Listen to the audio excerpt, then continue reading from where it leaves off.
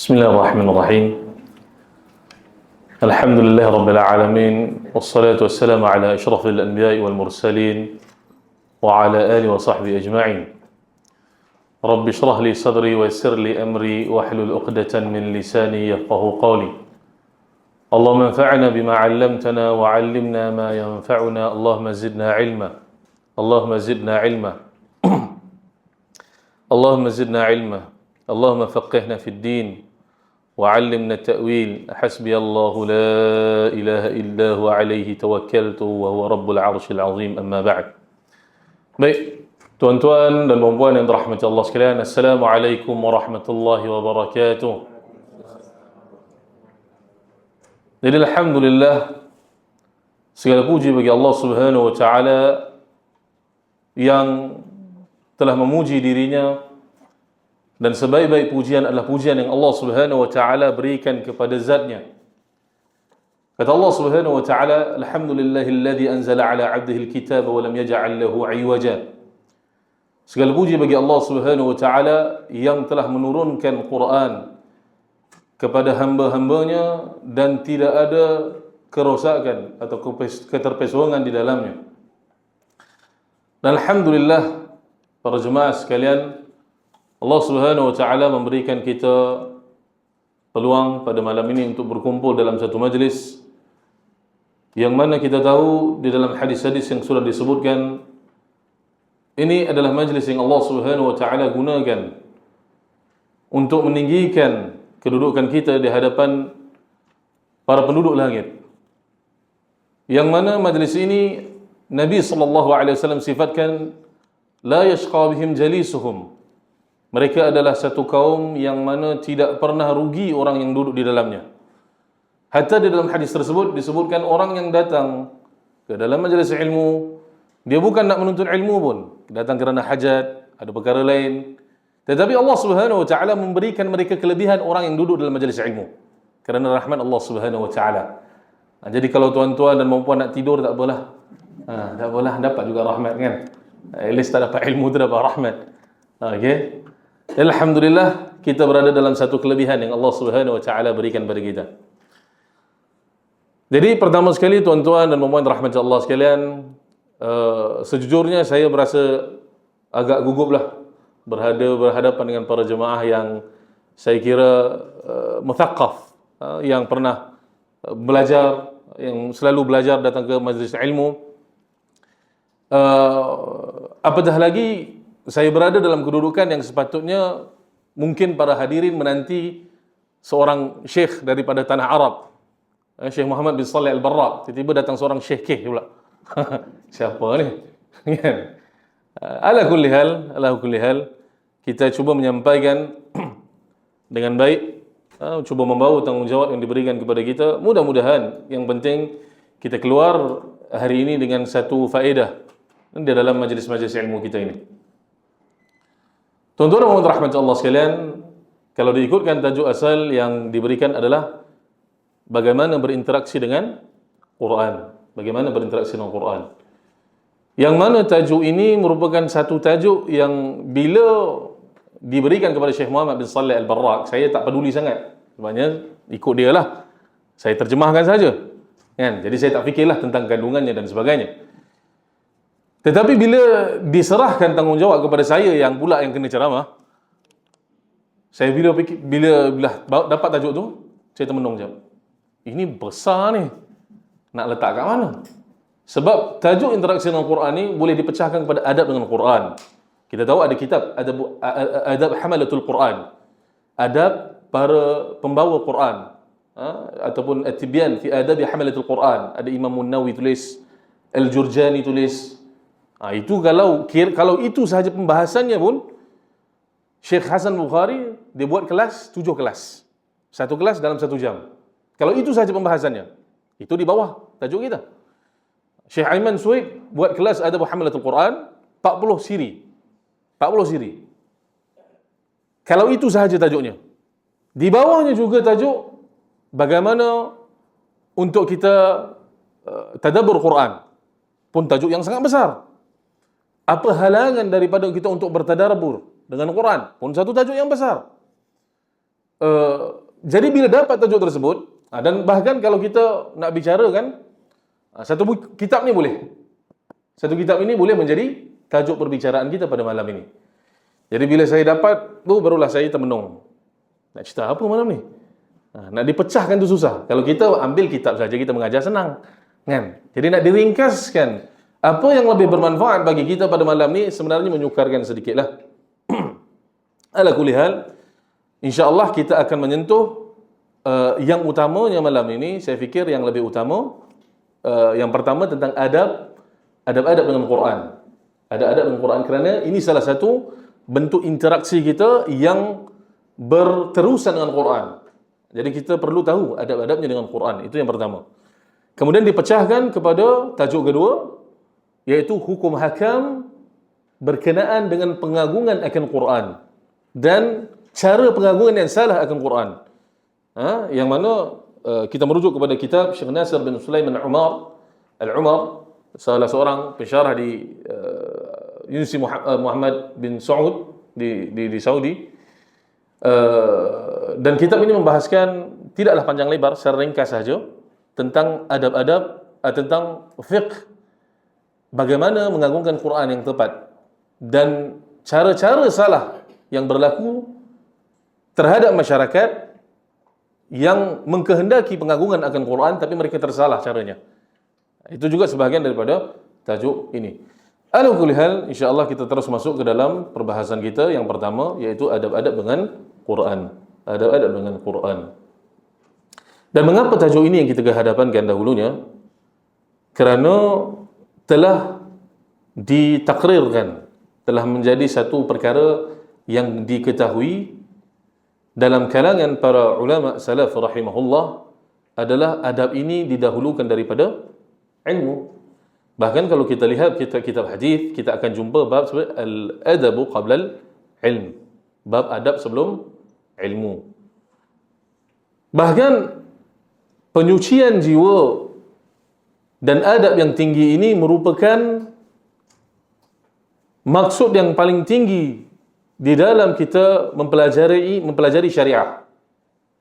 Penyucian jiwa dan akhlak yang tinggi adalah maksud yang paling tinggi apabila kita mempelajari syariah. Kalau kita perhatikan antaranya dalam surah Asy-Syams, rasanya semua menghafal juga surah Asy-Syams, wasyamsi wadhuhaha wal qamari idza talaha. Ada 11 perkara yang Allah Subhanahu wa taala bersumpah dengannya. Kemudian barulah Allah Subhanahu wa taala mengatakan tentang beruntunglah bagi jiwa, bagi sesiapa yang membersihkan jiwanya.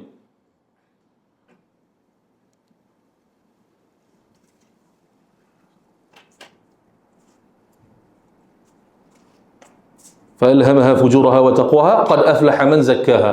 Dia nak bagi qad aflaha man zakkaha tu sebenarnya, tapi kena ulang balik dari awal. Tu saya kumat kamik seorang tu. Qad aflaha man zakkaha. Okey. Allah Subhanahu wa taala dahului dengan 11 sumpah. 11 sumpah, barulah Allah Subhanahu wa taala mengatakan qad aflaha man zakkaha. Awalnya semua sumpah. Sumpah-sumpah Allah Subhanahu wa taala belaka. Yang benda yang disumpah adalah berjayalah orang yang menyucikan jiwa. Maka ini menunjukkan bahawa besarnya perkara yang Allah sumpahkan, menunjukkan pentingnya perkara yang Allah bersumpah, ataupun topik yang Allah sumpahkan itu tentang penyucian jiwa, tentang penyucian jiwa. Bahkan apabila kita melihat dalam Quran, ketika Nabi Ibrahim alaihissalam membina Kaabah, Nabi Ibrahim berulang-ulang, antara doa yang Nabi Ibrahim alaihissalam doakan, Rabbana wab'ath fihim rasulan minhum yatlu alaihim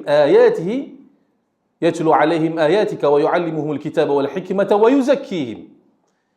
Nabi Ibrahim mendoakan, ya Allah, berikanlah mereka seorang rasul yang membacakan ayat-ayat Engkau, mengajarkan mereka kitab, hikmah, dan wa yuzakkihim, dan menyucikan mereka. Bahkan ketika doa ini dijawab oleh Allah Subhanahu wa taala, laqad manna Allah Subhanahu wa taala menjawab dalam surah Ali Imran, Laqad manna Allahu 'alal mu'minina idh ba'atha fihim rasulan minhum yatlu 'alaihim ayatihi wa yuzakkihim wa yu'allimuhumul kitaba wal hikmah. Allah Subhanahu wa taala mengatakan apabila Nabi Ibrahim doa berikan mereka seorang rasul yang mengajarkan mereka kitab, hikmah, dan diberikan mereka penyucian jiwa, Allah jawab dengan ayat yang lebih kurang sama. Yaitu Allah Subhanahu wa taala jawab, telah diberikan kepada kalian seorang rasul yang mengajarkan kalian pengucian jiwa, kitab dan juga hikmah. Menunjukkan bahawa tazkiyah dan ilmu ni qarinan. Penyucian jiwa dan ilmu ni qarinan, dia tak boleh berpisah. Orang yang belajar ilmu tetapi menyampingkan adab, maka dia telah diharamkan daripada manfaatkan ilmu tersebut. Telah diharamkan daripada manfaat ilmu tersebut. Sebab itu kita memberi perhatian kepada adab, memberi perhatian kepada adab, dan itulah masaliknya para ulama. Mereka memberikan perhatian kepada adab sebelum ilmu. Jadi kerana itu kita memulakan perbicaraan kita dengan adab-adab dengan Quran. Adab-adab dengan Quran. Jadi apa adab-adabnya dengan Quran ini banyak sebenarnya. Kalau kita nak bahaskan, macam saya katakanlah, secara lengkap, at least 7 siri. At least 7 siri. Kalau dibahas dengan lebih rinci, seperti Aiman Suhaib, Tibyan fi adab hamalatul Quran, 40 siri. Jadi sudah tentu saya tak muatkan semua, saya hanya memuatkan beberapa adab yang penting, yang mudah-mudahan kita dapat memperhatikan adab ini dan membuatkan kita menjadi lebih dekat dengan Quran. Sebab adab-adab inilah yang membuatkan jiwa kita dekat dengan Quran, yang menambahkan kecintaan kita dengan Quran. Sebab orang yang tidak ada adab dengan Quran ataupun Nabi SAW, itu pasti akan mencacatkan cintanya.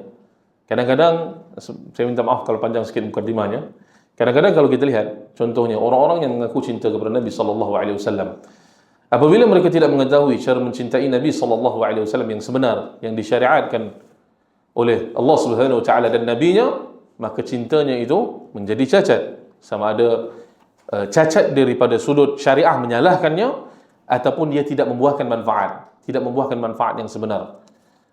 Sebab itu antara adab apabila kita mendengar perbicaraan Nabi SAW, salah satu perkara yang saya selalu ingatkan kepada orang-orang yang mendengar perkataan hadis-hadis Nabi SAW adalah apa yang dibuat oleh Abdurrahman bin Mahdi di dalam majlisnya.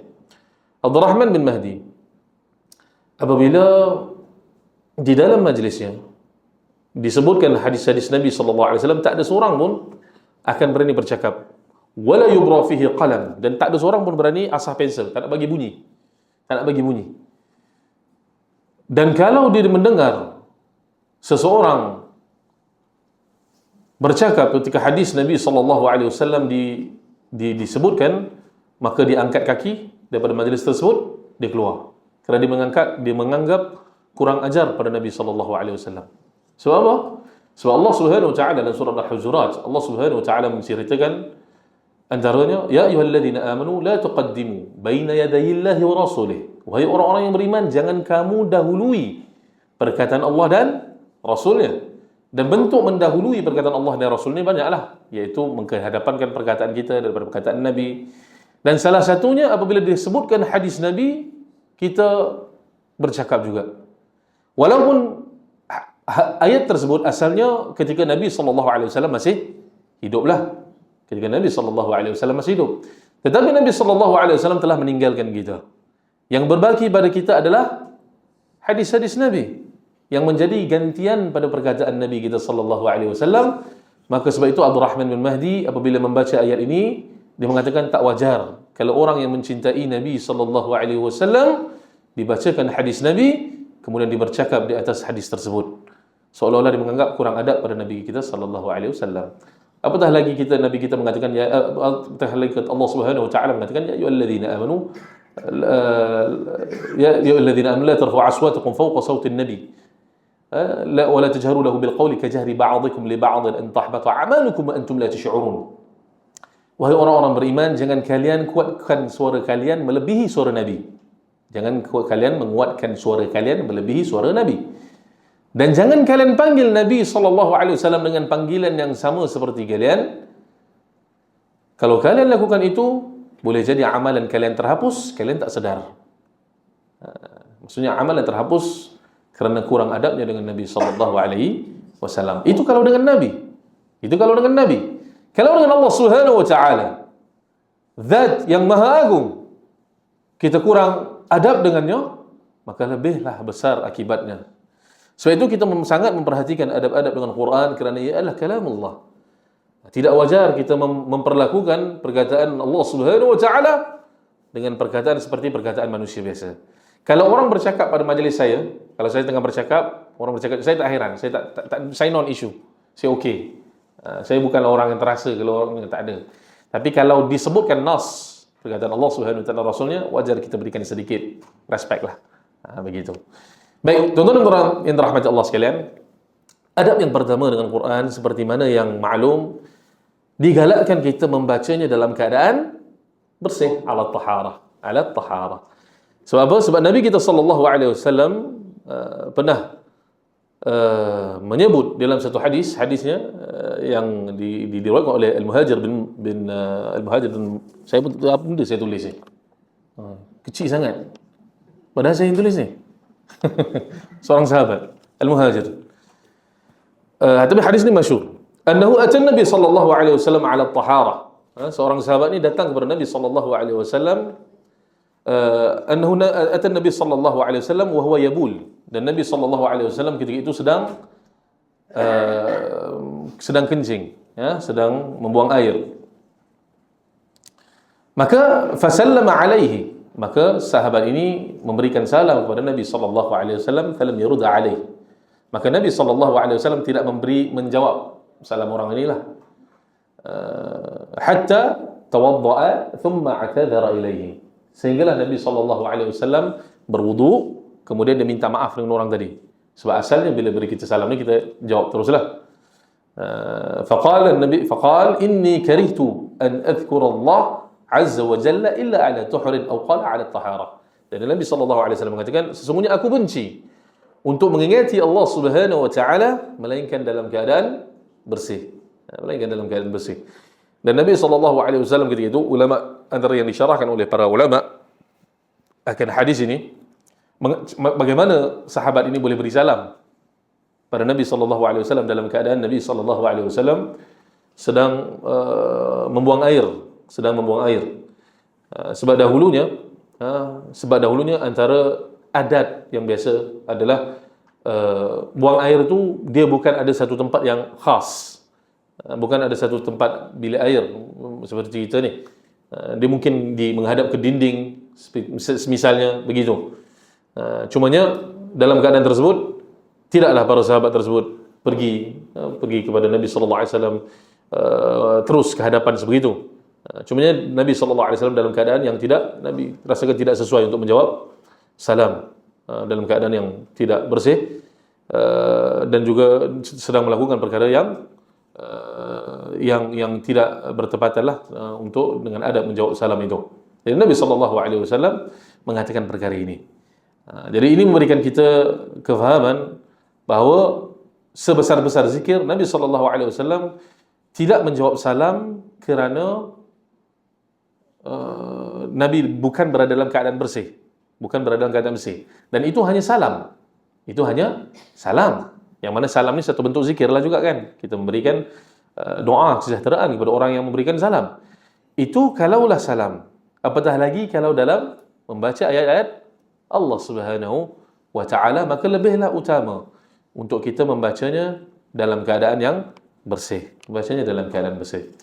Kemudian yang keduanya adalah isti'azah sebelum membaca Quran. Fa idza qara'ta al-Quran fasta'idz billah. Apabila kalian membaca Quran, maka mintalah perlindungan daripada Allah Subhanahu wa taala. Dan kita meminta perlindungan kepada Allah Subhanahu wa taala ini kerana beberapa perkara apabila sebelum membaca Quran.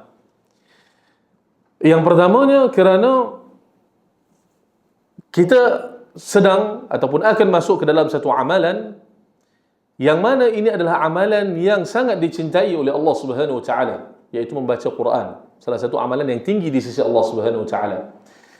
Jadi amalan yang sebegini, syaitan akan sedaya upaya memesongkan kita daripada ibadah tersebut. Dia akan ubah perhatian kita. Dan bahkan mungkin apa yang dilakukan syaitan, dia mungkin akan kata, pergilah tolong fulan dan fulan tengah kita baca Quran. Mungkin dilakukan itu. Tengah nak baca Quran, ini ada satu kebaikan yang kita boleh buat. Ada pintu-pintu lain kebaikan yang boleh buat, semata-mata untuk menjauhkan kita daripada pembacaan Quran. Dan ini tidak mungkin dapat kita tangani sebab syaitan adalah musuh yang tidak dapat kita lihat. Maka tidak kita perlu memohon kepada Allah Subhanahu wa taala perlindungan untuk kita dijauhkan daripada musuh yang tidak dapat kita tangani secara fizikal ini. Itulah kepentingannya kenapa isti'azah diletakkan di awal sebelum pembacaan Quran. Dan isti'azah juga kerana kita meminta perlindungan daripada Allah Subhanahu wa taala untuk menjauhkan syaitan. Maka ini dilakukan kerana pembacaan Quran ini akan menjemput para malaikat. Pembacaan Quran, orang-orang yang membaca Quran adalah majlis yang dihadiri oleh para malaikat. Jadi malaikat ini musuhnya adalah syaitan. Jadi sebelum dijemput, sebelum dijemput tetamu yang mulia, kita buang dahulu tetamu yang tidak dikehendaki, iaitu syaitan. Sebab itu kita minta isti'adzah, perlindungan kepada Allah Subhanahu wa taala. Begitu juga Allah Subhanahu wa taala, begitu juga para ulama mengatakan bahawa isti'adzah ini untuk membersihkan, merupakan muqaddimah, pembersihan mulut kita sebelum kita masuk dalam perkataan yang lebih mulia. Sebab sebelum Quran mungkin kita akan menyebut ada perbahasan, perbicaraan yang tidak sesuai, yang kotor dan sebagainya. Maka sebelum dimulakan perkataan yang mulia tersebut, maka dimulakan dengan isti'adzah sebelum masuk kepada perkataan yang lebih mulia, itu perkataan Allah Subhanahu wa taala. Dan isti'adzah ini antara perkara yang diberikan perhatian oleh Syekh Saleh Utsaimin, antara tegurannya, kadang-kadang kita selalu perasan ada satu budaya dalam kalangan masyarakat kita ataupun para asatizah yang mungkin salah satu kesalahan yang perlu dibetulkan. Tetapi ini masyhur, yaitu orang yang mengatakan qala Allah Azza wa Jalla, contohnya a'udzu billahi minasyaitonir rajim, bismillahirrahmanirrahim, alhamdulillahirabbil alamin. Okey. Salah tak perkataan ni? Tuan-tuan dan puan terasa salah ke perkataan saya ni? Berkata Allah Subhanahu wa taala, a'udzu billahi minasyaitonir rajim, bismillahirrahmanirrahim, wasyamsi wadhuhaha. Salah ke perkataan ni? Salah sebenarnya. Sebab apa salah? Ada. Kalau ada ni kita nak bagi hadiah. Hadiah ni ya. Kita jadikan dia penceramah depan ni.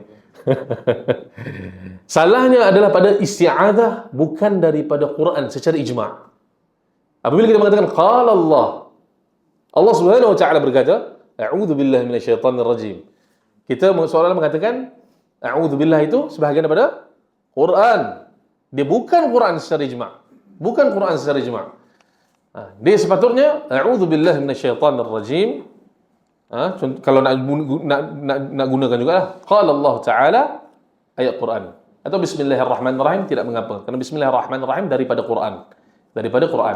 Tetapi kalau dia mengatakan qala Allah azza wa jalla a'udzu billahi minasyaitonir rajim, maka ini salah sebenarnya.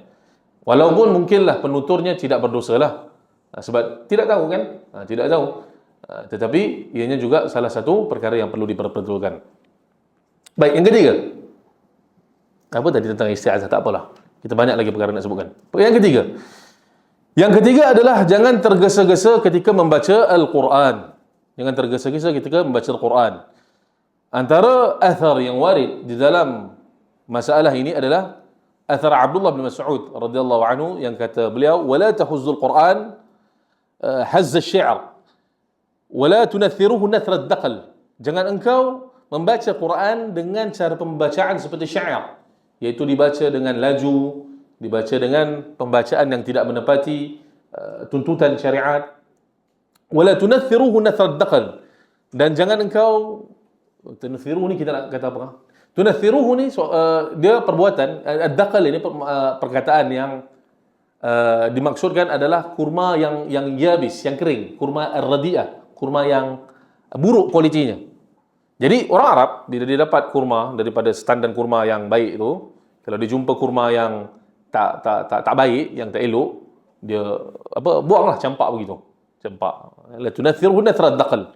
Jadi sepahlah, bersepah kurma-kurma yang tidak baik tersebut. Jadi seolah-olahnya Ibnu Abdullah bin Mas'ud kata, jangan bacanya dengan bacaan yang seolah-olah engkau mengabaikannya, dengan pembacaan yang tidak ada kepedulian padanya, sebab seolah-olah begitu keadaannya. Faqifu 'inda 'ajaibi wa harriku bihi al-qulub wa la yakun hamma ahadukum akhir surah. Maka berhentilah di setiap keajaiban-keajaiban Quran tersebut, dan cubalah untuk memperlihatkan maksud-maksud yang boleh memberikan kesan kepada hatimu apabila membaca Quran tersebut, dan janganlah perhatianmu adalah akhir surah tersebut. Akhir surah tersebut. Jadi kita balik semula, katakan poin ketiga ni adalah jangan tergesa-gesa membaca Quran. Jadi kita nak cepat habiskan je. Ini juga salah satu adab yang kurang baik dengan Quran. Kita bukan lagi pelajar-pelajar di sekolah, datang sekolah sebab nak balik sekolah. Itu ta'amul kita, ta'amul budak-budak dengan sekolah. Ta'amul, interaksi budak-budak dengan sekolah begitulah. Saya datang sekolah sebab apa? Saya nak balik sekolah. Kalaulah ta'amul kita, interaksi kita dengan Quran, membaca Quran untuk habiskan Quran, ini satu pandangan yang salah sebenarnya. Pandangan yang salah. Dan dia tidak bercanggahan dengan perintah Nabi SAW untuk mengkhatamkan Quran. Dia tidak bercanggahan. Kenapa tak bercanggahan? Nantilah dalam episod yang akan datang. Saya terangkan dahulu, panjang nanti. Okey? Jadi yang utamanya jangan tergesa-gesa kita membaca Quran. Baca dengan prihatin, dengan baik, dengan sederhana. Kita perhatikan hak-hak tajwidnya. Jadi jangan tergesa-gesa, ni ada dua. Yang pertama, kita perhatikan hak tajwid. Yang mana Allah Subhanahu wa taala perintahkan kita untuk mentartilkan Quran, warattil Qur'ana tartila, untuk membaca Quran dengan tartil, dengan baik, memberikan hak-hak pada tajwid. Kerana ada sebahagian manusia beranggapan bahawa tajwid ni menyusahkan. Kata tajwid ini bukanlah perkara yang utama di dalam Quran. Sebenarnya salah. Kerana apa? Yang pertamanya kerana begitulah Quran diturunkan. Quran diturunkan dengan tajwid yang sempurna. Dan yang kedua, sesuatu perkara yang diagungkan sudah tentu ada protokolnya. Kalaulah kita berhadapan dengan al-uzama, sultan, al-umara, orang-orang yang tinggi, yang besar, ada protokolnya. Kita jaga, ada pakaian, kan, sebagainya. Quran, perkataan yang diagungkan ni, takkanlah tak ada protokolnya, kita boleh langgar begitu je. Takkan sebegitu pandangan kita. Aku tak apalah baca je, asalkan kita faham maksudnya.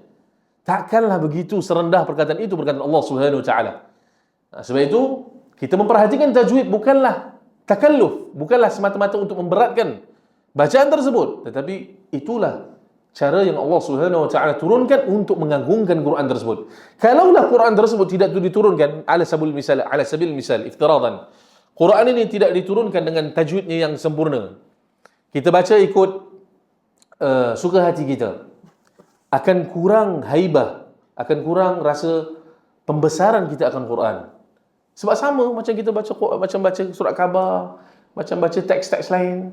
Tetapi bila Allah Subhanahu wa taala mentakdirkan bahawa Quran datang dengan tajwid yang sempurna, dengan pembacaan yang elok, maka itu menimbulkan haibah, wibawa pada Quran itu sendiri. Ini hak yang perlu kita jaga. Itu hak pada tajwid. Dan hak yang kedua adalah hak kepada kefahamanlah. Hak kefahaman Quran tersebut. Ini yang ditekankan oleh para salaf, yang dimaksudkan oleh para salaf apabila dibacanya Quran tersebut, jangan tergesa-gesa. Slow-slow. Bahkan ulangi ayat tersebut. Ulangi banyak kali. Dan itulah yang terbaik pada pembacaan Al-Quran. Itulah yang terbaik pada pembacaan Al-Quran. Baik. Yang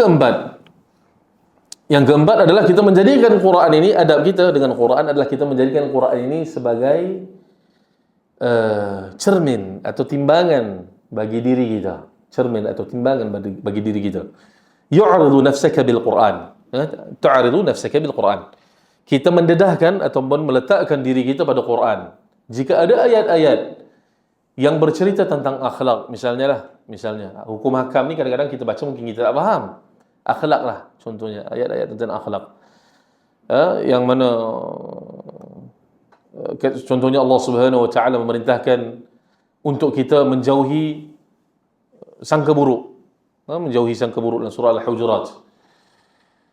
Kerana sebahagian daripada sangkaan buruk tersebut merupakan dosa. Inna ba'dadh dhanni itsm. Sesungguhnya sebahagian daripada sangka buruk tersebut adalah merupakan dosa. Apabila membaca ayat-ayat tersebut, apa-apa ayatlah sebenarnya, tapi ini sebagai contoh, maka kita timbang diri kita dengan ayat tersebut. Di mana aku daripada ayat ini? Adakah aku sudah beramal dengan ayat ini? Adakah aku seorang manusia yang apabila manusia melihat manusia balik, aku bersangka buruk? Kita bersangka buruk. Adakah begitu diri kita? Jadi apabila kita membaca ayat-ayat Quran, cerminkan diri atau letakkan diri kita di hadapan ayat tersebut. Di mana diri kita dalam ayat tersebut? Apabila kita membaca Alhamdulillahirabbil alamin arrahmanir rahim. Segala puji bagi Allah Subhanahu wa taala yang Maha Pengasih lagi Maha Penyayang. Kita tahu Allah Subhanahu wa taala sifatnya Maha Pengasih. Sifatnya Maha Pengasih. Justru kita timbang diri kita. Di mana diri kita dalam kasih sayang kepada sesama muslim? Dan ini satu perkara yang semakin luput dalam kalangan jiwa-jiwanya orang yang mengaku muslim. Kadang-kadang kita melihat satu fenomena di mana mereka yang semakin belajar semakin keras hatinya, semakin menjauhi rahmat kepada sesama muslim, semakin kuat sangkaan buruknya. Ini tak sepatutnya berlaku. Semakin kita belajar, semakin kita memahami sunnah Nabi SAW, sepatutnya semakin rahmat kita di mana? Sesama muslim. Bagaimanapun akhlaknya, seseorang muslim sentiasa menginginkan kebaikan kepada orang muslim yang lain. Sentiasa. Bahkan walaupun terkadang seseorang muslim tersebut lain manhajnya daripada kita. Contohnya, satu kisah, semalam saya sudah kisahkan kisah ini di Baitur Rahmah, kerana kita ajar fiqh manhaji. Fiqh manhaji ini, salah seorang penulisnya, dia ada 3 penulis, salah seorang penulisnya adalah Syekh Mustafa Bugha. Syekh Mustafa Bugha ini adalah orang daripada ulama daripada Syria lah. Ulama daripada Syria, Damsyik. Justru Syekh Mustafa Bugha ini dimaklumi bahawa padanya fihi al-Asy'ariyah wa fihi Sufiyah. Dia ada manhaj yang beliau mempelajari manhaj Asy'ariyah dan manhaj Sufi. Dan itu ma'ruf pada Syekh Mustafa Al-Bugha. Justru ada satu kisah yang menarik yang berlaku Syekh Mustafa Bugha dengan Syekh Ali Hasan Al-Halabi rahimahullah. Syekh Ali Hasan Al-Halabi rahimahullah, seorang da'i salafi masyhur, seorang da'i sunnah yang masyhur. Syekh Ali Hasan Al-Halabi ketika di Jordan, ketika itu berlaku revolusi Syria, ataupun ketika itu berlakulah masalah di Syria seperti yang kita ketahui. Jadi kebanyakan orang-orang di Syria berpindah ke Jordan lah, termasuk Syekh Mustafa Bugha. Jadi Syekh Mustafa Bugha ketika di Jordan, dia dijemput untuk menjadi tenaga pengajar di universiti lah, sebab dia adalah seorang yang ada nama di dunia akademi Islam, dunia akademia, ma'ruf, namanya dikenali. Jadi bila dia pergi ke Jordan, bila dia nak mengajar, dia Syekh Mustafa Bugha ni jenis manusia atau jenis orang yang dia tak boleh nak merujuk tu, dia tak boleh guna Syamilah, dia tak boleh guna PDF, la yamshi bi. Dia tak boleh, dia tak biasa. Dia kena guna kitab biasa. Jadi dia nak pergi, dia tanya universiti mana perpustakaan yang besar di Jordan ni. Jadi dia kata pada Syekh Ali Hasan Al-Halabi. Syekh Ali Hasan Al-Halabi ada perpustakaan.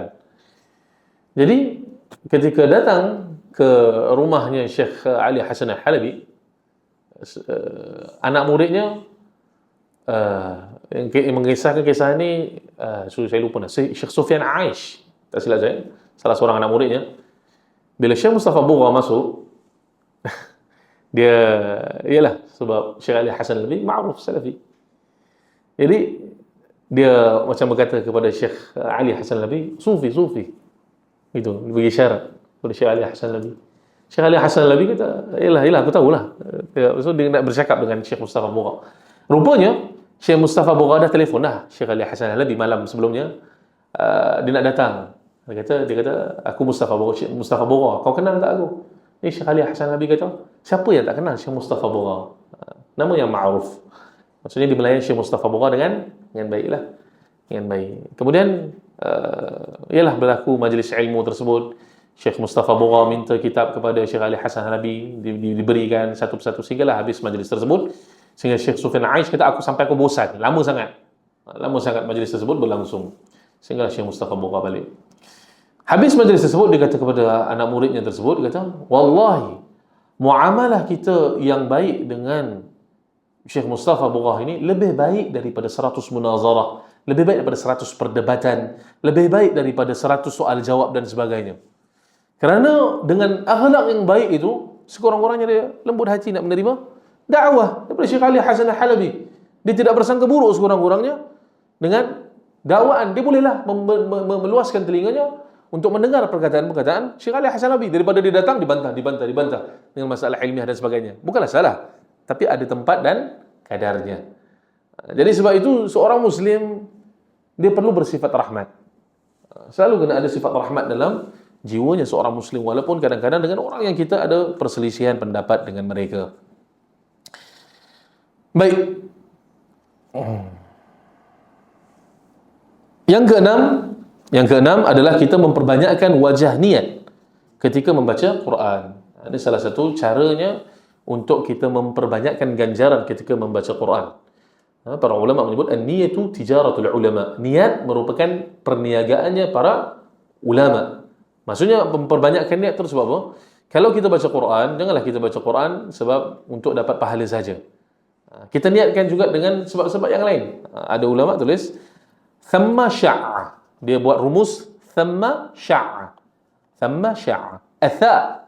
Yang pertama ath-thawab. Maksudnya kita niatkan untuk dapatkan pahala. Al-mim munajah. Kita baca Quran untuk bermunajat dengan Allah Subhanahu wa taala. Bermunajat dengan Allah Subhanahu wa taala.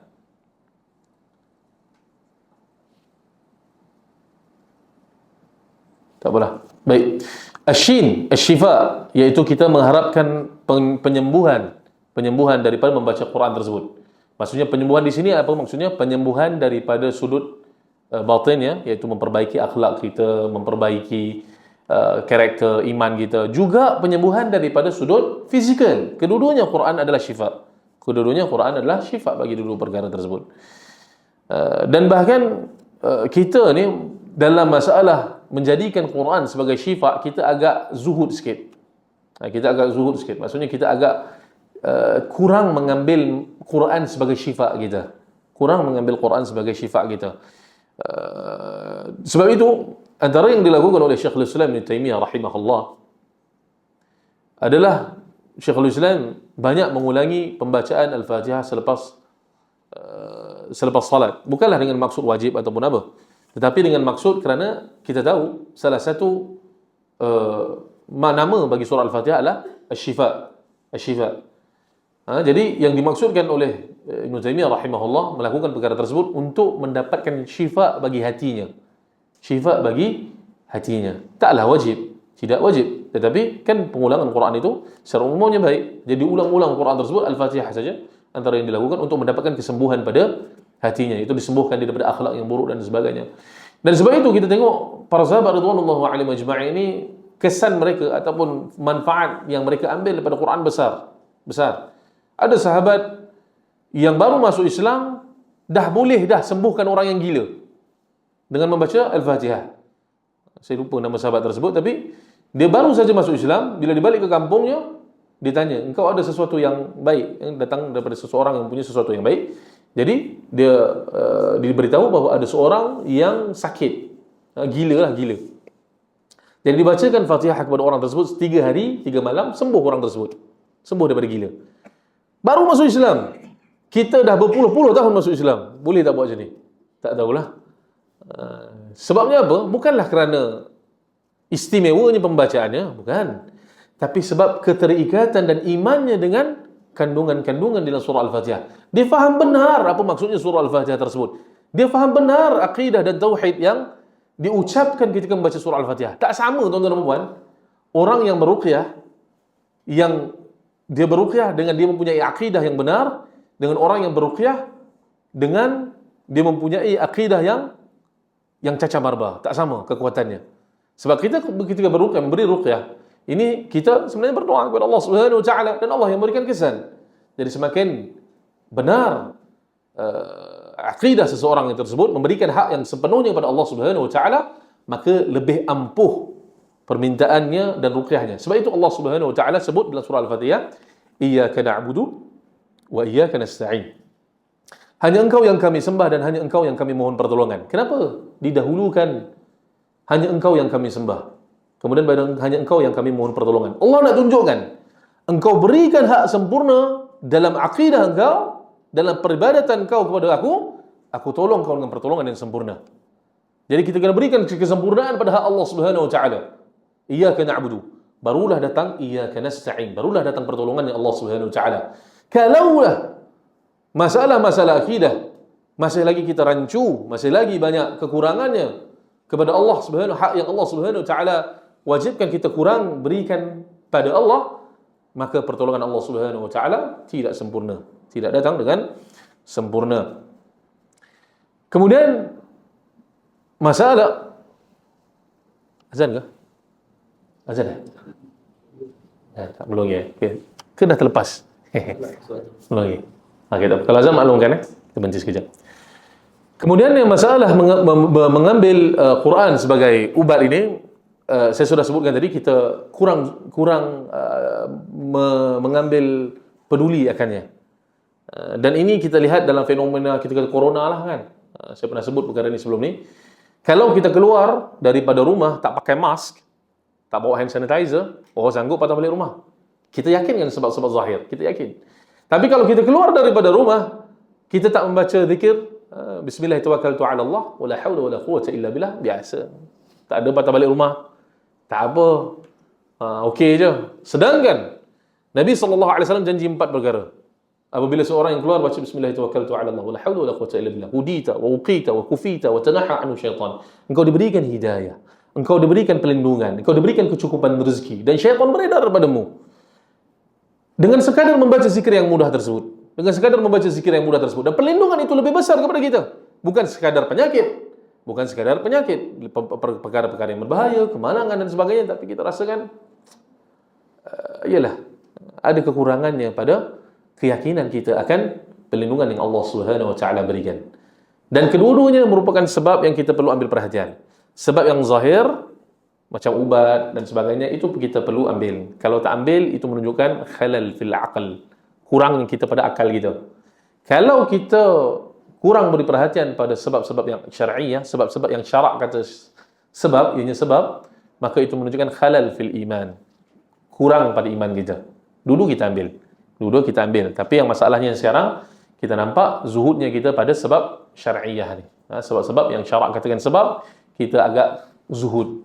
Kita sebelum, kalau kita sakit, yang perkara pertama kita akan buat Panadol, bukan berdoa. Kan?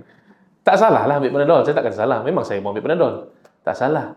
Tapi maksudnya berbezalah dengan orang yang keterikatan dia dengan, bahkan lepas ambil Panadol tu, kita tak berdoa pun. Tak berdoa pun. Kalau dia ambil Panadol, berdoa, okey lagi lah. Okey lagi. Ini ambil Panadol, tak pun berdoa, tak pun baca Fatihah untuk memberikan kesembuhan, tak baca ruqyah. Tinggal terus. Menunjukkan zuhudnya kita akan sebab-sebab syariah. Dan ini perkara yang ditegur oleh guru kami Syekh Saleh Al-Utsaimin, dan masya-Allah perkara tersebut memang nyata.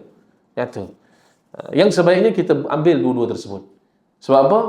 Sebab tidak akan hidup akan keagungan kepada syarak, keindahan, mengalami keindahan bersyariat, melainkan dengan kita mengamalkannya. Tak ada cara. melainkan kita mengamalkan apa yang telah ditunjukkan oleh syariat kepada kita. Yang keempat, al-ain, yang pertama adalah al-ilm. Al-ilm maksudnya kita membaca Quran untuk mendapatkan ilmu, yang terakhir adalah al-amal. Jadi ini ada 5 perkara yang kita boleh niatkan apabila membaca Quran. Al-thawab, pahala, al-munajah, untuk kita bermunajat dengan Allah Subhanahu wa taala. Al-shifa, untuk kita mendapat kesembuhan daripada Quran. Al-ilm, untuk kita mendapatkan ilmu daripada Quran. Al-amal, untuk kita mendapatkan dan untuk kita beramal dengan Quran. Baik. Kemudian adab yang keenam adalah kita menjawab Al-Quran, iaitu kita berinteraksi dengan Quran apabila adanya ayat-ayat tasbih, adanya ayat-ayat yang menunjukkan akan azab di neraka, maka kita meminta perlindungan oleh Allah Subhanahu wa taala. Apabila adanya ayat tentang syurga Allah Subhanahu wa taala, maka kita memohon syurga Allah Subhanahu wa taala. Apabila adanya ayat yang menceritakan keagungan terhadap Allah Subhanahu wa taala, maka kita bertasbih. Itu secara umumnya. Dan itulah cara yang Nabi sallallahu alaihi wasallam buat. Bila lalu ayat-ayat tentang perkara-perkara tersebut, Nabi akan respon. Ini cara interaksi kita dengan Quran. Tetapi ada perincian di dalam masalah ni yang mana elok kita bacakan tentang masalah ad-du'a al-Qurani. Apabila al-murur bi ayat tasbih was-su'al wa ta'awudz, apabila kita melalui ayat-ayat tasbih yang berkaitan dengan tasbih, yang berkaitan dengan Quran, yang berkaitan dengan neraka dan berkaitan dengan syurga. Jadi sirah Quran dia datang dengan sirah yang pelbagai. Antaranya ada yang datang dengan sirah secara jelas. Sirah ni bentuk Quran datang dengan secara jelas menyuruh kita untuk memuji Allah Subhanahu wa taala. Antaranya wa qul alhamdulillah sayuriikum ayatihi atau fasabbih bismi rabbikal azim. Ini jelas dengan sarah mengatakan ucapkan alhamdulillah. Dan Allah Subhanahu wa taala akan menunjukkan ayat-ayatnya. Fasabbih bismi rabbikal azim, maka bertasbihlah dengan nama Allah Subhanahu wa taala yang maha agung. Yang mana bila lalu ayat-ayat begini, fasabbih bismi rabbikal azim, Nabi sallallahu alaihi wasallam akan mengucapkan subhana rabbiyal a'la. Subhana rabbiyal a'la. Begitu jawapannya yang diberikan. Ataupun datang dengan pujian fi ma'rad ats-tsana' ala qa'il dzalik, ataupun datang dengan sirah bahawa ianya memuji orang yang menyebut perkataan tersebut, kama fi ats-tsana'i 'ala al-mu'minin, seperti mana kata Allah Subhanahu wa taala alladzina amanu wa tatma'innu qulubuhum bi dzikrillah. Dan Allah Subhanahu wa taala memuji orang-orang yang beriman yang mana hati mereka tenang apabila mengingati Allah Subhanahu wa taala. والثناء على عباد الرحمن والذين يقولون ربنا اصرف عنا عذاب جهنم. Allah Subhanahu wa taala memuji ibadur rahman, hamba-hambanya yang mengatakan, ya Allah, jauhkanlah daripada kami azab api neraka. Juga datang dalam siap ataupun bentuk mengeji orang yang tak melakukan pujian kepada Allah Subhanahu wa taala atau tidak mengagungkan Allah Subhanahu wa taala. Kama qala ta'ala, sebagaimana Allah Subhanahu wa taala sebutkan kepada orang-orang munafik, wala yadhkurunallaha illa qalila, dan mereka tidak mengingat Allah Subhanahu wa taala melainkan sedikit. Dan ayat ini datang dalam masalah ataupun isu salat, yaitu orang-orang munafik tidak mengingati Allah Subhanahu wa taala melainkan sedikit dalam masalah salat.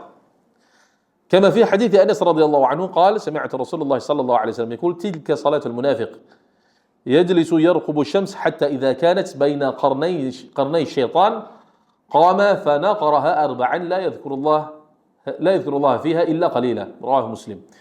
Jadi salat orang-orang munafik ini seperti mana yang disebutkan dalam hadis Nabi sallallahu alaihi wasallam, hadis Anas, bahawa orang-orang munafik mereka akan salat apabila nak habis waktu dah. Salat nak habis waktu,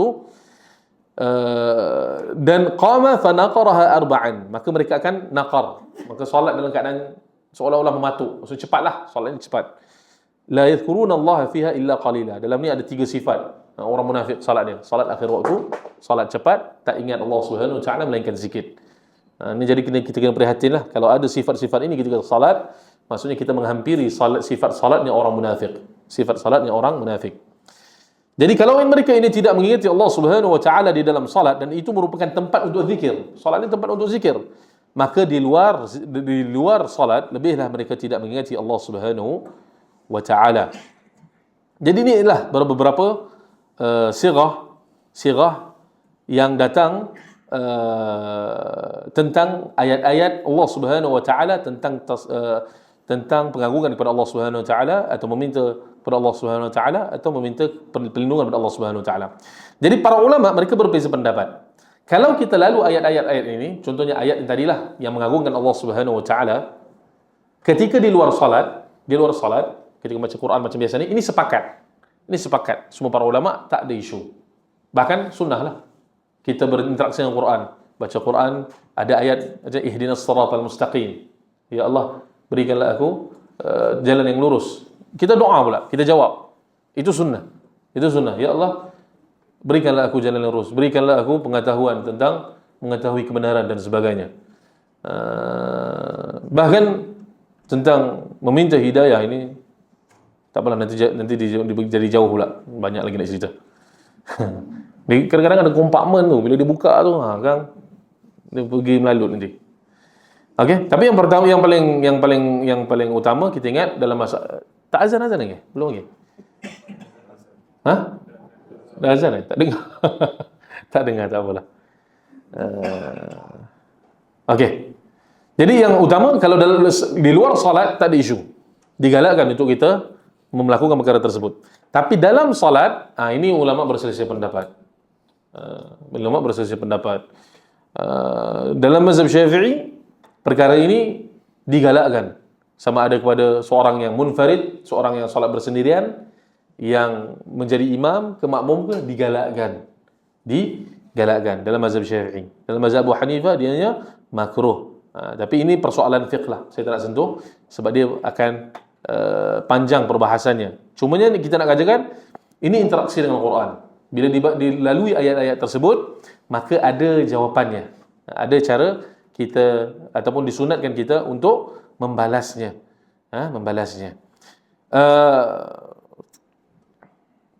Begitu juga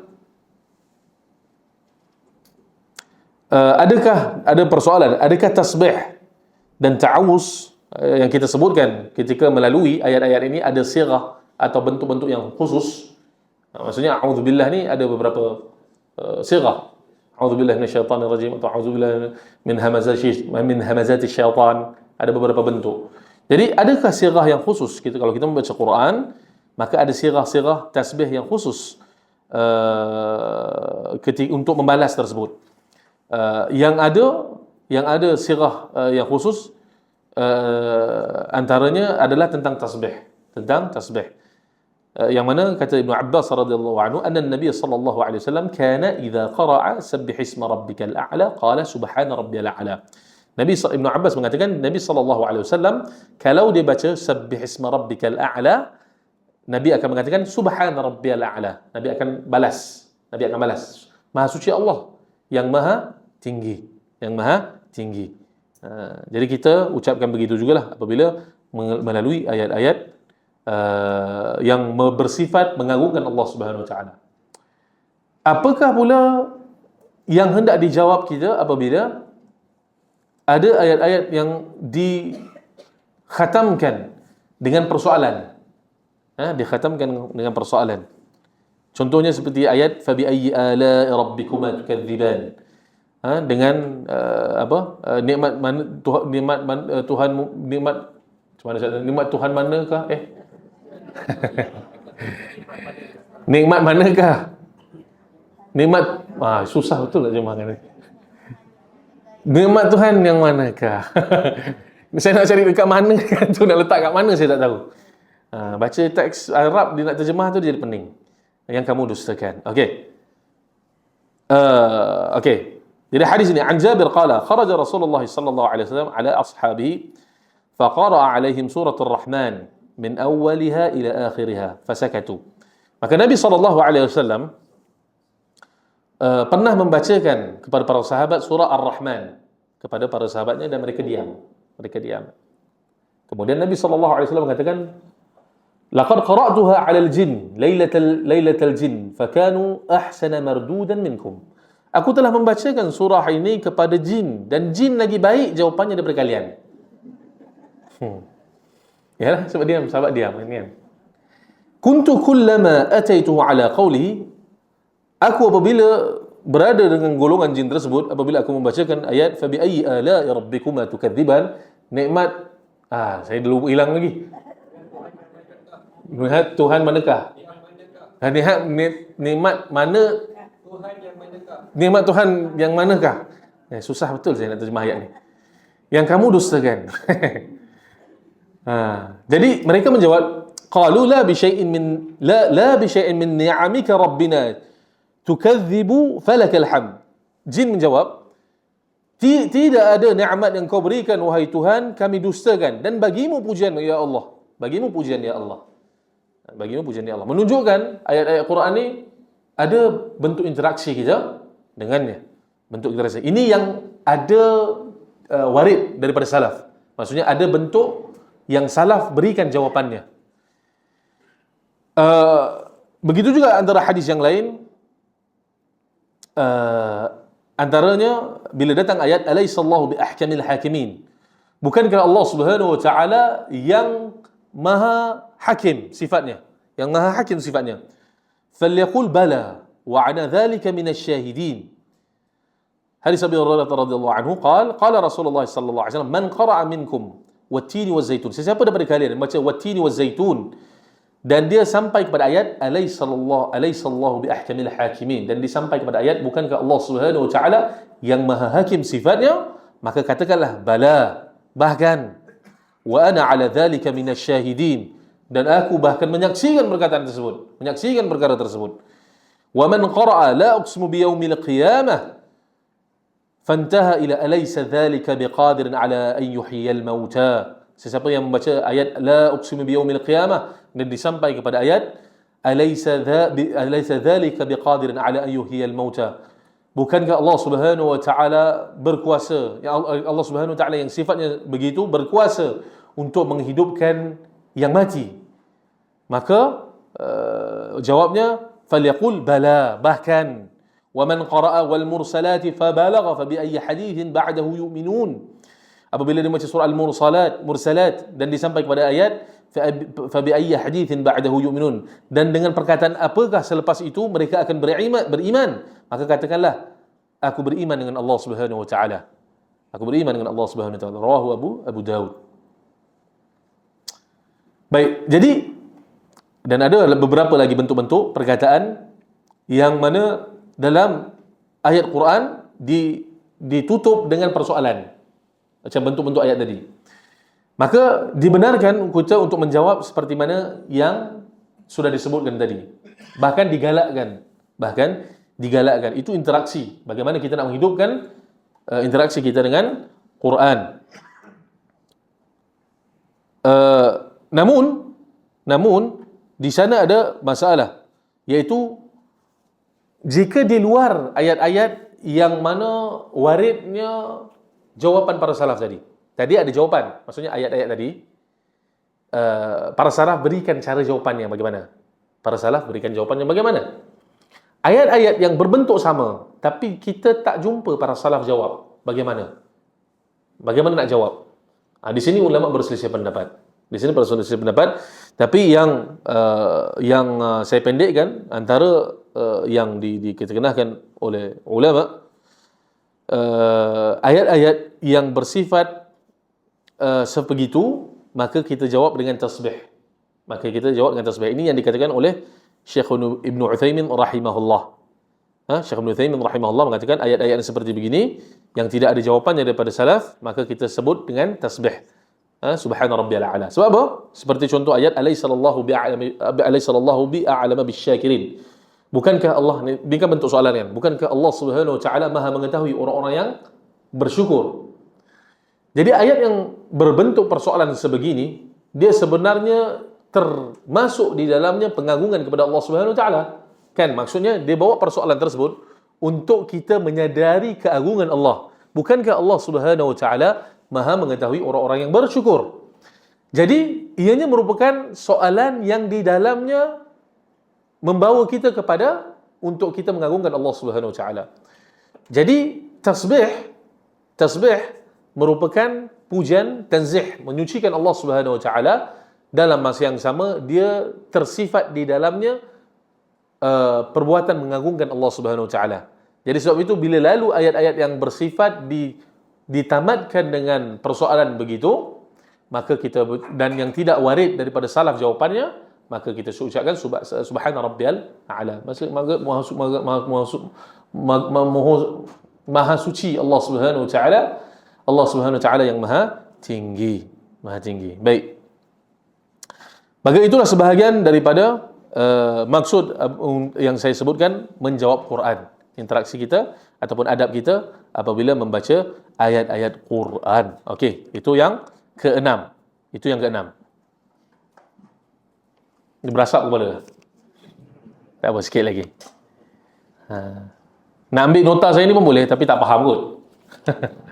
Tak faham kot. Saya pun tak faham sebenarnya sikit-sikit ni. Yang ketujuh, mengulang ayat sesuatu ayat. Dan ini juga adab kita dengan Quran. Dan para salaf rahimahumullah selalu mereka melakukan salat malam kadang-kadang dengan ayat-ayat yang ringkas. Mereka tidak menamatkan, ada yang menamatkan dengan dengan pembacaan surah yang panjang, tapi kadang-kadang sebahagian daripada salaf juga mengulangi ayat-ayat yang sama walaupun ayat-ayat yang pendek untuk memperdalami maksudnya, dan itu tidak ada salahnya, dan bahkan itu baik. Dan ada satu kisah, sebab kita dah panjang ni, kita ambil satu kisah yang menarik tentang seorang sahabat yang sangat rajin dalam menuntut Quran, sangat berusaha mempelajari Quran dan membaca Quran, iaitu kisah Zulbijadain. Pernah dengar? Tak pernah? Pernah kot? Tak pernah ya? Yang pernah tu saya nak suruh naik cerita sebenarnya. Supaya tak ada orang kata pernah. Okey, tak ada orang, sebab tak pernah dengar saya ceritalah. Okey, tak ada orang tak pernah dengar, tak begitu cerita. Jadi Zulbijadain ini asalnya namanya Abdul Uzza Al-Muzainah. Al-Muzani, minta maaf. Abdul Uzza Al-Muzani pun salah seorang ulama yang masyhur. Dia daripada tempat yang sama. Daripada tempat namanya Muzainah. Abdul Uzza Al-Muzani, nama asal dia. Jadi Abdul Uzza Al-Muzani ni, sahabat ni, seorang yang kaya. Dia tinggal di kawasan Muzainah antara Mekah dan Madinah. Dia seorang yang lahir dalam keadaan yang senang. Cumanya sahabat ini bila dia lahir ketika kecil, mak bapak dia meninggal, dibesarkan oleh bapa saudaranya lah, salah seorang pembesar di Muzainah. Jadi kaya, orang yang kaya. Dan dia ni pakaian dia mewah-mewah. Gucci. Yalah, mewah lah. Gucci pakai, lelaki pakai. Daripada Syam, pakaian daripada Syam. Zaman-zaman kita ni gitulah. Saya tahu Gucci je, lain tak tahu. Jadi Abdul Uzza ni, walaupun begitu sifatnya, hidup dalam kesenangan, tapi Allah Subhanahu wa taala fitrahkan dia dengan fitrah yang salimah, yang sejahtera. Bila para sahabat ridwanullah alaihim ajma'in berhijrah daripada Mekah, daripada Mekah ke Madinah, dia akan lalu kawasan Muzainah. Dan ketika itu Abdul Uzza mendengar berita tentang Nabi SAW dan dia diberikan hidayah dan dia bersaksi bahawa tidak ada Tuhan melainkan Allah dan Muhammad pesuruh Allah sallallahu alaihi wasallam. Jadi bila dia mengetahui ada para sahabat waktu itu umurnya 16 tahun, ada para sahabat yang berhijrah daripada Mekah ke Madinah, dia akan tanya para sahabat tersebut tentang Quran. Tentang Quran. Sebab dia nak belajar Quran. Tapi para sahabat ketika itu mereka nak cepat. Mereka daripada Mekah nak ke Madinah, mereka dikejar oleh orang-orang Quraisy. Nak cepat. Jadi mereka bergegas. Jadi nak mengajar tu susah. Tapi tak apa. Dia kata, aku akan ajarkan, tapi yang tak sempat engkau belajar daripada kami ataupun daripada para sahabat ni, dia belajar bagaimana? Dia berjalan dengan para sahabat ini sambil para sahabat ini memperdengarkan bacaan Quran kepada Abdul Uzza Al-Muzani.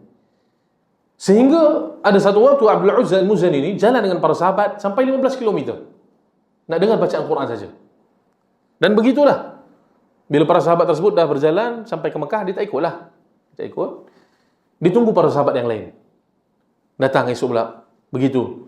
Dia berjalan dengan para sahabat sambil para sahabat berjalan, bergegas kerana dikejar orang-orang Quraisy sampai mereka beredar. Dan para sahabat yang bila dah tahu kisah Abdul Uzza Al-Muzani ini, tanya, kau tak nak hijrah ke? Hijrahlah dengan kami sekali kan. Apa yang menghalang kau? Jadi Abdul Uzza kata, aku nak berhijrah. Aku rindu kepada Nabi SAW, tapi aku nak tunggu bapa saudara aku masuk Islam. Jadi nak ajak bapa saudara dia masuk Islam dulu, sebab bapa saudara dia yang besarkan dia. Jadi satu hari selepas 3 tahun memeluk Islam, dia berikan dakwah pada bapa saudaranya. Sayangnya bapa saudara dia tak redha. Aku tak nak peluk Islam. Dan kalau engkau peluk Islam, aku ambil semua yang ada pada engkau. Jadi Abdul Uzza Al-Muzani kata, engkau dah halang aku daripada berjumpa Nabi SAW selama 3 tahun. Aku rindu dengan Nabi SAW. Kau dah lewatkan aku. Jadi nak buat apa kepada aku tak peduli. Ambillah. Jadi dia ambil semua apa yang ada pada Abdul Uzza Al-Muzani sampai pakaian dia. Tak ada. Sehingga dia berjalan nak berhijrah ke Mekah tu hampir-hampir dalam keadaan telanjang. Jadi dalam perjalanannya ke Mekah tersebut, dia jumpa guni, kain guni. Kain guni, dia ambil kain guni tersebut, dipotong kepada dua, dikerat dua, satu dipakai atas, satu dipakai bawah. Dan dia pergi berhijrah ke Mekah. Berhijrah ke Madinah. Bila dia sampai ke Madinah, Nabi SAW selepas salat subuh, Nabi berjumpalah para sahabat untuk apabila keluar dari masjid, bertanyakan khabar dan sebagainya. Bila Abdul Uzza Dzul Bijadain ini jumpa Nabi SAW, Nabi terkejutlah. Pakaian kan begitu yang tak wajarlah. Jadi Nabi tanya nama dia siapa? Dia kata, aku Abdul Uzza. Dia kata, kenapa dalam keadaan begini? Sebab pakaian aku semua diambil oleh pakcik aku. Aku jumpa di padang pasir, jadi aku potong dulu. Inilah pakaian aku yang ada. Jadi Nabi SAW mulai sekarang nama kau bukan Abdul Uzza. Sebab Uzza ni nama berhala. Sekarang nama kau Abdullah. Abdullah Dzul Bijadain. Abdullah, dan diberikan laqab Dzul Bijadain. Yang memiliki dua pakaian. Sebenarnya Dzul Bijadain ni maksudnya kain yang keras lah. Kain guni kan? Kan keras. Kan? Itu laqab dia. Sebab Nabi SAW nampak dia dalam keadaan tersebut kan. Nama kau Abdullah Dzul Bijadain mulai hari ini. Jadi Dzul Bijadain ini hidup dalam keadaan yang sebelum ini, dia dalam keadaan yang mewah. Bila dia di Madinah, dia duduk bersama Ashabus Suffah, orang-orang yang miskin lah. Sebab dia tak ada harta dah. Dia tak ada harta. Sehinggalah satu hari ketika dia sampai, ataupun para sahabat ini akan melakukan peperangan Tabuk, akan terlibat dalam peperangan Tabuk. Jadi sebelum peperangan tersebut, Nabi Dzul Bijadain ini jumpa Nabi SAW. Nabi dia kata kepada Nabi, doakan aku supaya aku mati syahid. Doakan aku supaya aku mati syahid. Nak pergi perang kan? Jadi Nabi SAW doa lain. Nabi kata, ya Allah, haramkan dia daripada pedangnya orang kafir. Haramkan darahnya daripada pedang orang kafir. Dzul Bijadain kata, bukan ini yang aku minta ya Rasulullah. Tapi Nabi SAW mengatakan, ada orang yang pergi berjuang di jalan Allah, kemudian dia mati kerana demam, maka dia termasuk dalam orang yang syahid. Ada orang yang pergi berjuang di jalan Allah, memang dia niat pergi berjuang di jalan Allah, dia jatuh kuda, mati, dia juga syahid. Jadi seolah-olah itulah yang Nabi doakan dia, supaya dia mati syahid, tapi dia tidak diseksa dengan pedangnya ataupun libasan pedang orang kafir. Jadi peperangan Tabuk, Ghazwatul Tabuk berlaku dan alhamdulillah umat Islam mendapat kemenangan. Umat Islam mendapat kemenangan. Ketika dalam perjalanan pulang, Abdullah bin Mas'ud radhiyallahu anhu satu malam yang dingin, yang sejuk, dia terbangun dan dia dengar bunyi seolah-olah ada orang mencangkul. Dia keluar pergi cari mana Abu Bakar, mana Umar, sebab mereka ni pemimpin besar kan. Apa-apa jadi cari dulu dua orang yang lalu. Abu Bakar dan Umar tak ada. Cari jumpa. Abu Bakar dan Umar Abu Bakar yang sedang memegang pelita. Sedang memegang pelita. Tadi saya lupa nak ceritakan, tapi selepas peristiwa tadi Abdullah ni dia belajar Quran dengan Nabi lah. Selepas dia belajar Quran dengan sahabat, sebab itu dia menjadi orang yang khusus belajar Quran dengan Nabi sallallahu alaihi wasallam dan mengambil banyak Quran daripada Nabi. Jadi bila Abu Bakar sedang memegang pelita tersebut, Abdullah bin Mas'ud tengok Abu Bakar, tengok Umar ada. Tengok ada orang, siapa yang menggali tu? Ada orang gali lahat, menggali kubur Nabi sallallahu alaihi wasallam. Nabi sallallahu alaihi wasallam, Abdullah bin Mas'ud nampak Nabi tengah menangis. Menangis. Nabi sallallahu alaihi wasallam kata, saudaramu Zulbijadain telah syahid, dia meninggal.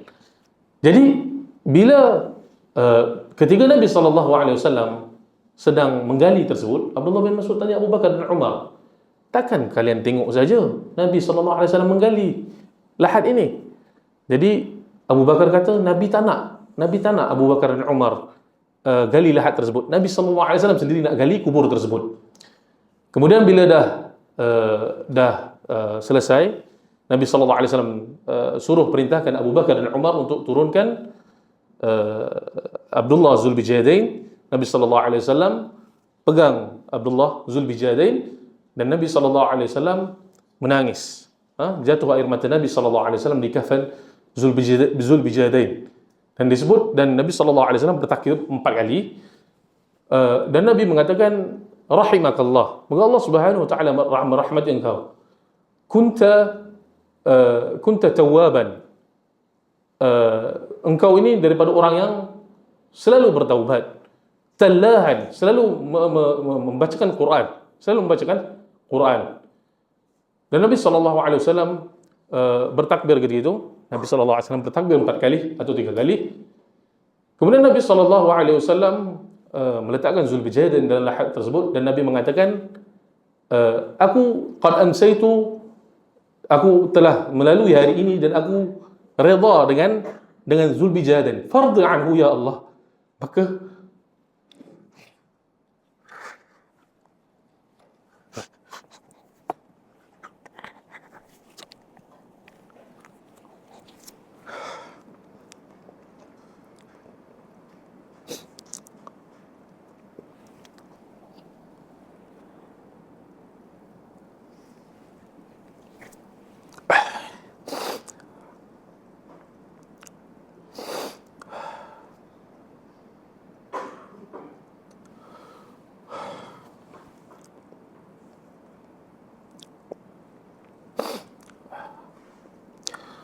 aku telah redha dengan orang ini ya Allah, maka redhakanlah dia. Maka redhakan dia ya Allah. Maka kata Abdullah bin Mas'ud, aku ketika itu aku berharapkan akulah yang di tempat Zulbijadain tersebut. Dan kita berharap tuan-tuan dan rahmat Allah sekalian, bahawa kita lah apabila kita memperdalami Quran, membaca Quran, kita melantunkan Quran, mudah-mudahan kita menjadi orang yang mana Nabi SAW meridai kita dan Allah Subhanahu Wa Taala mencintai kita kerana cinta kita akan Quran. Walaupun martabat ini adalah satu martabat yang besar, yang sukar didapati, tetapi ia adalah martabat yang Allah Subhanahu Wa Taala berikan kepada sesiapa yang Dia kehendaki. Begitu juga kalau kita lihat para ulama rahimahumullah, mereka mudah terkesan dan mereka sangat memberikan perhatian pada ayat-ayat Allah Subhanahu Wa Taala. Antara kisah yang masyhur kita tahu kisah Fudail bin Iyad kan? Kisah taubatnya Fudail bin Iyad apabila mendengar ayat Allah Subhanahu wa taala, alam ya'nil ladzina amanu an takhsha'a qulubuhum li dzikrillah wa ma nazala minal haqq. Kita tahu Fudail bin Iyad ni dahulunya orang yang dia perompak, qatta'ut turuq, pencuri. Jadi ketika satu hari apabila dia sedang ada seorang wanita yang disukai, ayat tersebut dilantunkan, belum tibakah masa lagi. Alam ya'nil ladzina amanu an takhsha'a qulubuhum li dzikrillahi wa ma nazala minal haqq. Belum tibakah lagi masa bagi orang-orang beriman untuk tunduk hatinya kepada perintah Allah, untuk tunduk hatinya kepada Quran, li dzikrillah, dan apa yang Allah Subhanahu wa taala turunkan daripada kebenaran. Dan ketika ayat itu tersebut dilantunkan, ketika itu sebenarnya Fudail bin Iyad dia nak mengintip seorang wanita yang disukai, dan wanita tersebut memang dah buat temu janji dengan dia. Jadi ketika nak mengintip tersebut tak jadi sebab dia terdengar ayat tersebut. Dia kata bala, bahkan dah tiba masanya. Jadi diturun daripada pagar ataupun dinding yang dia nak panjat tersebut, dia pergi ke suatu tempat yang lain. Ada rombongan perniagaan datang. Rombongan perniagaan datang. Dia kata, ini orang yang mencuri harta kami, mencuri harta orang. Maka rombongan tersebut pun berlalulah, tak nak berlalu tempat yang Fudail bin Iyad tersebut duduk. Jadi Fudail bin Iyad kata, betul-betul malam ni Allah Subhanahu wa taala tunjukkan aku untuk aku jauhi daripada maksiat. Malam ni dua perkara berlaku. Aku cuba nak melakukan maksiat kepada wanita yang aku suka. Aku ditegur dengan ayat tersebut. Aku melarikan diri daripada tempat tersebut. Sekelompok daripada kaum muslimin takut pula akan aku. Jadi aku i'lankan taubat aku kepada engkau wahai Allah. Selepas di Baitullahil Haram. Selepas itu Fudail bin Iyad melazimi Makkah. Melazimi Makkah atau Kaabah. Dan Fudail bin Iyad rahimahullah menjadi seorang yang sangat prihatin. Hatinya sangat lembut. Sehingga Fudail bin Iyad ketika di hari Arafah, ketika orang-orang berdoa banyak, Fudail bin Iyad rahimahullah dia termenung macam ni. Termenung. Dan Fudail bin Iyad dia kata, bila manusia dah beredar, dia kata, wa khajlatah wa in afauta anni, wa khajlatah minka wa in afauta anni. Betapa malunya aku dengan engkau wahai Allah, walaupun engkau ampunkan aku ya Allah. Itu perkataan Fudail bin Iyad selepas bertaubat. Jadi para ulama rahimahullah, para salaf rahimahumullah, mereka adalah orang-orang yang sangat memberikan perhatian pada ayat-ayat Allah Subhanahu wa taala. Dan sudah tentu yang mendahului mereka adalah para sahabat radhiyallahu alaihim ajma'in, memberikan perhatian pada Quran kerana dia adalah perkataan Allah Subhanahu wa taala yang mulia. Dan kita tahu dahulu ada satu kisah yang saya dengar yang mungkin juga kisah ini, kalau dua kisah tadi kisah benar, ini kisah ini saya tak tahu betul ke tak, tapi dia sebagai misal lah, sebagai pengajaran. Ada seorang ayah, ada seorang anak ditanya kepada bapa dia, aku ni tak faham Quran kan, apa gunanya aku baca Quran? Jadi ayahnya tersebut perintahkan anak tersebut untuk ambil bakul yang jaring, pergi kepada air, ambil air, bawa datang ke rumah. Dibawalah, bawa apa, tak ada faedah pun. Dengan jaring kan, bocor lah. Lepas tu ayah dia kata, ada faedah. Apa faedahnya? Tengok jaring tu, bersih tak? Bersih. Walaupun mungkin kita tak memahami Quran, maksudnya kita ada kekurangan lah daripada segi bahasa Arab untuk mendalami maksud-maksudnya, tetapi bacaan kita akan Quran tak pernah rugi.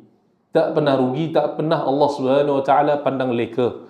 Tak pernah Allah Subhanahu wa taala menyia-nyiakan usaha hamba-hambanya yang cuba mendekatkan diri dengan kalam Allah Subhanahu wa taala. Kita sedang membaca perkataan Allah Subhanahu wa taala.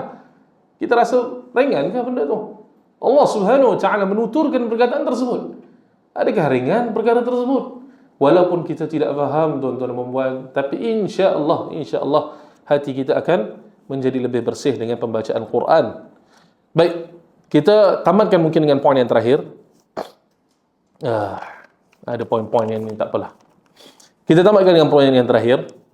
Yang terakhir adalah kita datang membaca Quran dengan kerendahan hati. Kena baca Quran ini dengan perasaan rendah hati. Iaitu Jangan apabila kita membaca Quran, kita rasa, surah ni aku dah tahu dah. Aku dah pernah dengar tafsir tentang surah ini. Aku dah pernah dengar syarah. Jangan, itu sombong. Kalau dah pernah dengar pun tak pernah rugi mengulangi satu penjelasan tentang ayat-ayat Allah Subhanahu Wa Taala. Kalau dah pernah faham pun tidak pernah rugi untuk mengingatkan kita akan ayat-ayat tersebut. Jangan datang kepada ayat-ayat Allah Subhanahu Wa Taala dengan perasaan sombong. Aku dah dengar dah, aku dah tahu dah. Ini sombong. Dengar pun duduklah dengar ayat tersebut. Dengar ayat tersebut, datang dengan kerendahan hati, datang untuk kita mengambil faedah daripada Quran tersebut. Bila kita datang kepada Quran, kita niatkan untuk mengambil faedah daripada Quran, apa yang Allah Subhanahu Wa Taala nak terangkan kepada kita. Kita mungkin banyak persoalan, tuan-tuan dan puan. Mungkin kita banyak persoalan fiqh lah, persoalan tafsir lah dan sebagainya. Namun apa kata, sekali-sekala kita biarkan Allah pula yang soal kita. Soalan Allah Subhanahu Wa Taala dalam Quran banyak. Biarkan Allah Subhanahu Wa Taala pandu kita. Apa yang patut kita fikir? Sebab soalan ni dia ada dua. Ada soalan yang bermanfaat, ada soalan yang tak bermanfaat. Jadi kita patut lebih utamakan apa yang Allah Subhanahu Wa Taala nak sampaikan kepada kita. Mungkin kita banyak persoalan, tapi berikan perhatian lebih kepada apa yang Allah Subhanahu Wa Taala nak sampaikan kepada kita apabila membaca Quran. Yang mana kalau kita lakukan ini, apabila membaca Quran, kita akan dapat sekurang-kurangnya dua natijah. Satu, sama ada persoalan-persoalan kita akan dijawab.